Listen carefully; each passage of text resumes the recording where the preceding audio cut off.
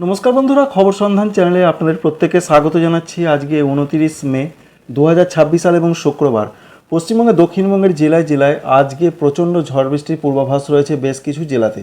তবে অন্যান্য জেলাগুলোর যে আপডেট রয়েছে উত্তরবঙ্গের, সেখানে ঝড় বৃষ্টির সম্ভাবনা আজ থেকে অনেক কমতে চলেছে।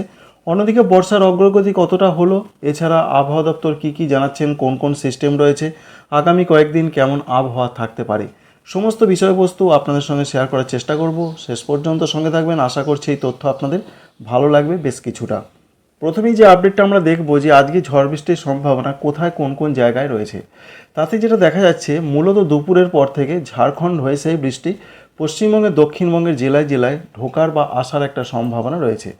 এটাই আমরা লক্ষ্য করতে পারছি। অবশ্যই আপনারা সেটা ভালো করে লক্ষ্য করতে পারছেন। বৃষ্টি কিন্তু আস্তে আস্তে ঝাড়খণ্ড হয়ে পশ্চিমবঙ্গের দিকে এগিয়ে আসছে। তবে যা তথ্য বা আপডেট রয়েছে, বেশ কিছু কিছু জেলাতে রয়েছে অরেঞ্জ অ্যালার্ট বা কমলা সতর্কবার্তা।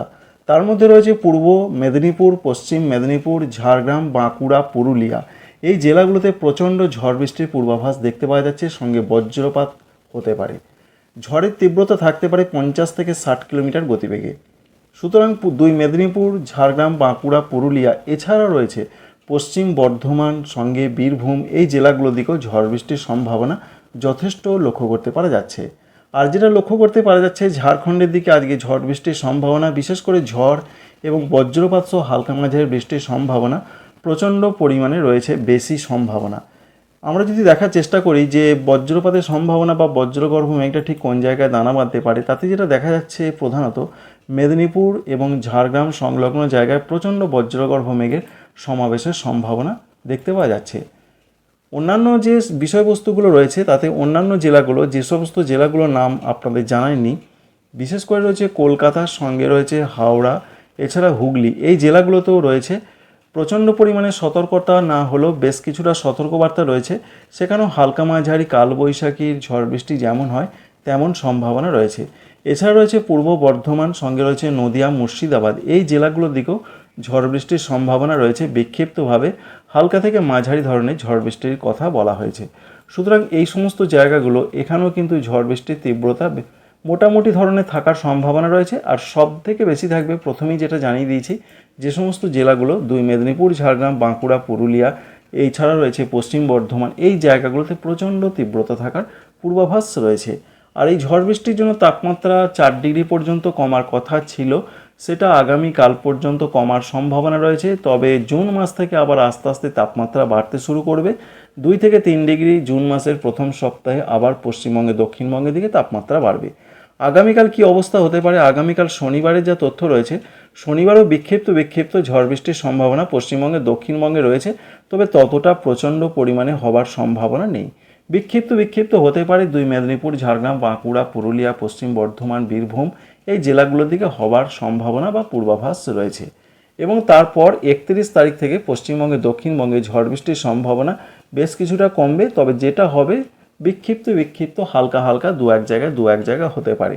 আর জুন মাসের 1 তারিখ থেকে আবার বৃষ্টির সম্ভাবনা কমতে শুরু করবে, গরম বাড়তে শুরু করবে। 1 তারিখ, 2 তারিখ, 3 তারিখ পশ্চিমবঙ্গের দক্ষিণবঙ্গের জেলাগুলোতে আস্তে আস্তে কিন্তু গরম বাড়বে, আবার বৃষ্টির সম্ভাবনা কমবে। পশ্চিমবঙ্গের উত্তরবঙ্গের জেলাগুলোর যা তথ্য বা আপডেট রয়েছে, সেখানে আমরা দেখার চেষ্টা করব।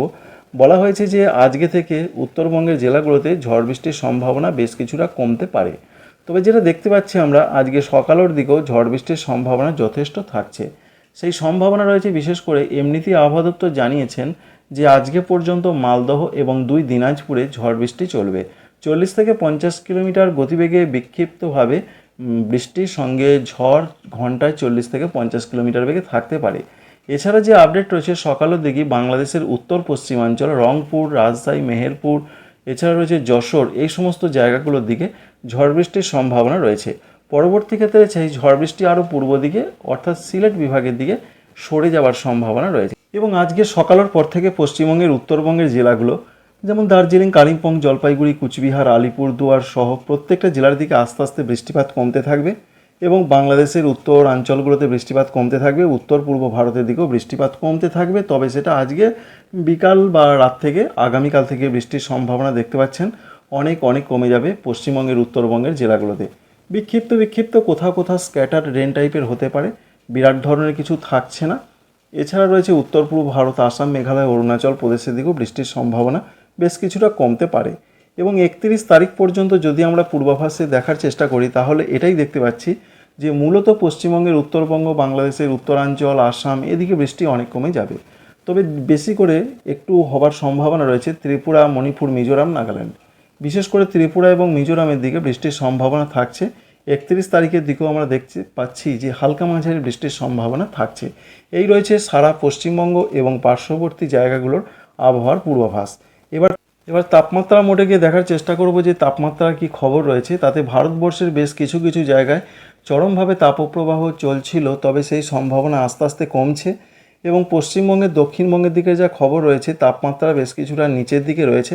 এখানে যেটা আমরা দেখতে পাচ্ছি কলকাতার সঙ্গে রয়েছে অন্যান্য যে সমস্ত জেলা রয়েছে সেখানে তাপমাত্রা মোটামুটি 32 থেকে 33 ডিগ্রি ঘরে থাকার সম্ভাবনা বা পূর্বাভাস দেখতে পাওয়া যাচ্ছে।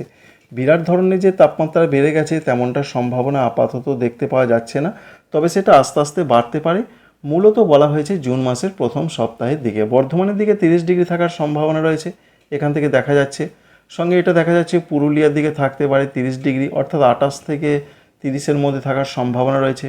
এছাড়া নদিয়া জেলা দিকেও যা পূর্বাভাস সেদিকে 32 ডিগ্রি থাকতে পারে। এছাড়া অন্যান্য জেলা যেমন আমরা দেখতে পাচ্ছি বীরভূম, মুর্শিদাবাদ সেদিকে যা সম্ভাবনা রয়েছে 30 থেকে 32 ডিগ্রির মধ্যেই থাকবে।